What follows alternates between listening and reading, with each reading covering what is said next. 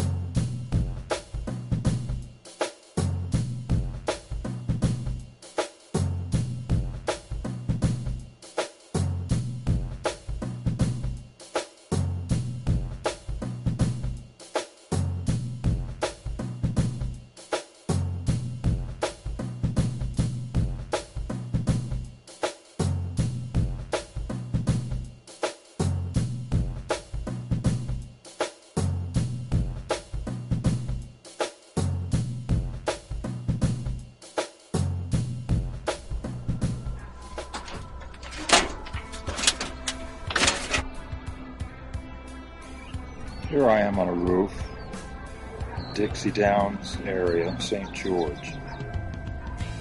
On the shed here, where it connects to the roof, you can see the flashing was put on wrong, or wasn't put on correctly when they put the shed in, and then they put another flashing in that didn't go all the way over to the edge here. And then that let water come down and run down around, right through the valley, down along that, and down across the fascia, ruining the fascia board here, and getting underneath with flashing it going across, going through the felt, which was like, you see here, all the way across, kind of bent up where it goes across the flashing on the roof. And where nails broke through right here, came up through the felt, let the water through, rotting the plywood and the roof joists here.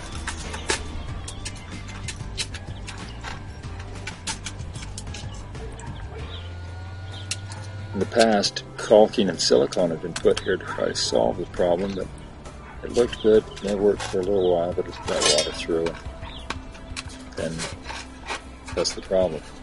On the corner flashings, or the edge flashings here, which is a drip edge, the flashing was put on. And then somebody put a fascia board on the outside of the drip part of the drip metal, thus letting water back underneath it. It should have been taken out, put on, drip edge put over it so the water would actually have a chance to drip off. The way it was constructed, the water went back behind because of this improper positioning of it, and got water into the board underneath. This is the correct way to have done it. It may have taken a little longer taking the shingles off to have done this, but could have done it. See how that damaged it coming down not only the fascia, all along, because of the way the flashing was put on wrong. Down here on the felt on the ground that we'd taken off, you can see where one of those nails poked up through from the underside, and the general deterioration of it, and what it did to the 3/4 inch plywood. It was totally destroyed of its thickness, disintegrating a lot of it, putting molds of various kinds in different spots, and all of this because the felt was really thin, wrong kind, should have been a thicker felt. That's all the time we have for today. Next time I'll point out some other things I discovered later on and the things I did to solve it. I'm Jay Beacham for How Not to Build a House.